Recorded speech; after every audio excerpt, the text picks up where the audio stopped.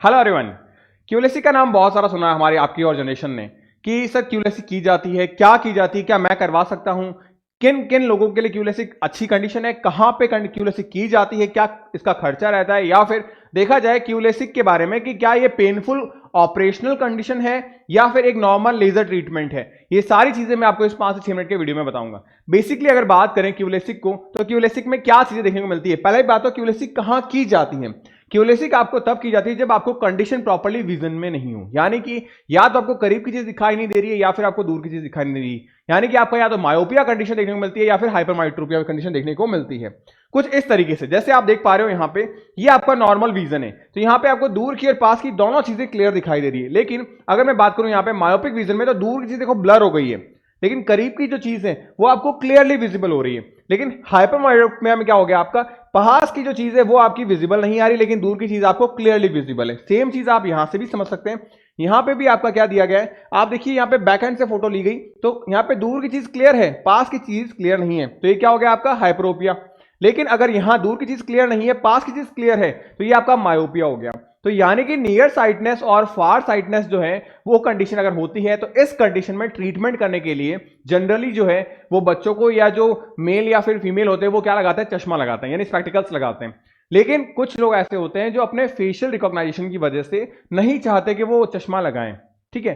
तो क्या होता है कि ऐसे केसेस में आपके पास में ट्रीटमेंट होता है, इसको बोलते हैं क्यूलेसिक।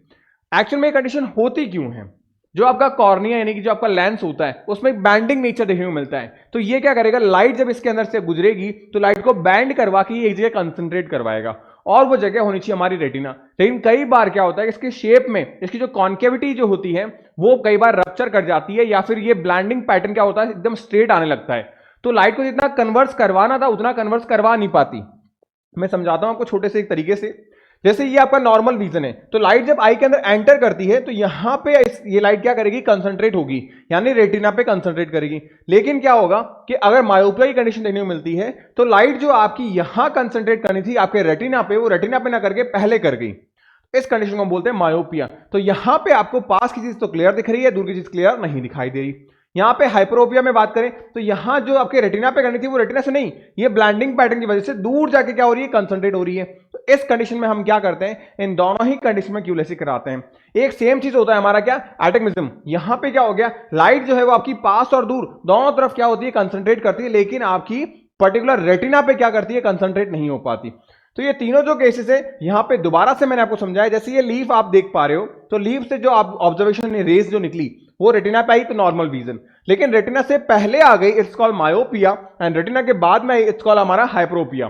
तो यानी कि यहां पे क्या देखने को मिला कि हमको ये चीज करनी है इन दोनों ही कंडीशन में कि जो लीफ की जो इमेज बन रही है उसको हमको यहां कंसिडर करना है, यहां कंसिडर करना है। तो यहां पे करवाने के लिए हम स्पेकल्स यूज करते हैं, या फिर हम क्या करें, ये जो लेंस है इस लेंस के अंदर जो बैंडिंग पैटर्न में जो बदलाव हुआ उस बदलाव को सही कर दें, और ये सही ट्रीटमेंट किया जाता है हमारे क्यूलेसिक से।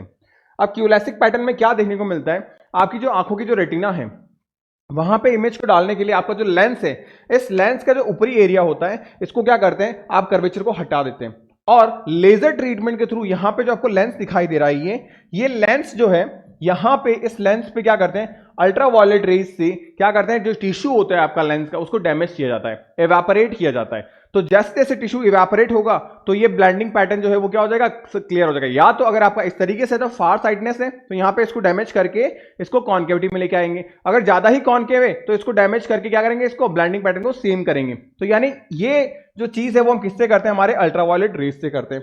ये सारा जो ट्रीटमेंट देखने को मिलता है, इस ट्रीटमेंट की वजह से ही हम क्या कर पाते हैं, स्पेकल्स को यूज ना करके हम क्यूलेसिक करते हैं, ताकि हमको चश्मे लगाने की जरूरत ना पड़े।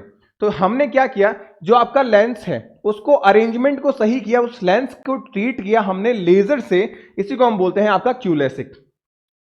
जैसे आप देख पा रहे हैं यहाँ पे, अभी लेजर ट्रीटमेंट से क्या करेंगे, हम यहाँ का जो टिश्यू है इस टिश्यू को क्या करेंगे, डैमेज करेंगे, जिससे उसकी कॉन्केविटी जो है या तो हम वापस से गेन कर लें या फिर हम उस कॉन्केविटी को कम कर दें। जो भी हमारे पास में जो विजन देखने को मिलता है, चाहे मायोपिया हो, चाहे हाइपरमेट्रोपिया हो, या फिर आपका एटमिज्म हो, इन तीनों कंडीशन में जो भी हमको डिफेक्ट देखने को मिलते हैं, हम उसको अल्ट्रावायलेट रेज से वापस से क्लियरिफाई यानी कि उसको सही किया जा सकता है।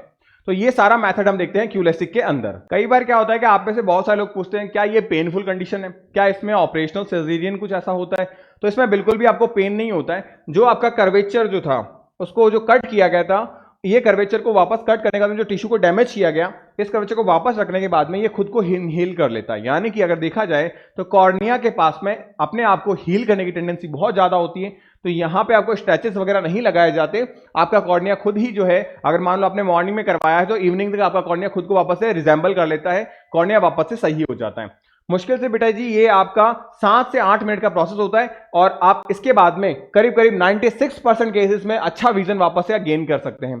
तो पेनफुल कंडीशन बिल्कुल भी नहीं होती। मैक्सिमम बच्चों के एंड मैक्सिमम लोगों के ये क्वेश्चंस होते हैं कि क्या ये पेनफुल कंडीशन है, तो बिल्कुल भी ये पेनफुल कंडीशन नहीं है और उसके बाद में आपका जो विजन है वो वापस से क्लियर हो जाता है जैसा कि नॉर्मल विजन होता है।